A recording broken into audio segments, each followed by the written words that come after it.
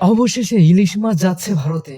আসন্ন দুর্গাপূজা উপলক্ষে দেশটিতে ৩,০০০ মেট্রিক টন ইলিশ মাছ রপ্তানির অনুমোদন দিয়েছে বাণিজ্য মন্ত্রণালয়। শনিবার বাণিজ্য মন্ত্রণালয়ের এক সংবাদ বিজ্ঞপ্তিতে এ তথ্য জানানো হয়েছে। গত কয়েক বছর ধরে দুর্গাপূজা উপলক্ষে ভারতে ইলিশ রপ্তানি করে আসছিল আওয়ামী লীগ সরকার। পহেলা বৈশাখ আসার আগেই ইলিশ মাছের দাম চলে যায় সাধারণ ক্রেতাদের নাগালের বাইরে। চলতি বছরেও এই মাছের দাম কমেনি। সরকার পতনের আগে রাজধানীর বিভিন্ন বাজারে প্রতি কেজি ইলিশ বিক্রি হয়েছে ১ থেকে ১,৫০০ টাকা।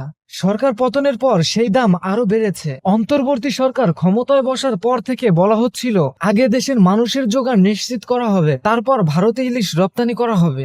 ইলিশ মাছটা একটা বিশেষ মাছ, যেটা একমাত্র বাংলাদেশে হয়। এটা রপ্তানির চাইতে বেশি আমাদের চেষ্টা করতে হবে দেশের মানুষ যেন ইলিশ মাছটা পায়, এবং সেটার দামটা অহেতুকভাবে বাড়ানো কোনো মতে যুক্তিসঙ্গত নয়। বাংলাদেশের ভৌগোলিক নির্দেশক পণ্য বা জিআই পণ্য হিসেবে ২০১৭ সাল থেকে স্বীকৃত ইলিশ। টানা ৫ বছর ধরে ভারতে ইলিশ রপ্তানি করে আসছে বাংলাদেশ। যদিও ২০১২ থেকে ২০১৮ সাল পর্যন্ত রপ্তানি বন্ধ ছিল। ২০১৯ থেকে ভারতে আবার ইলিশ রপ্তানি চালু হয়। প্রায় প্রতি বছর দুর্গাপূজা উপলক্ষে ৫,০০০ টন ইলিশের চাহিদার কথা জানিয়ে থাকেন ভারতের কলকাতার ব্যবসায়ীরা।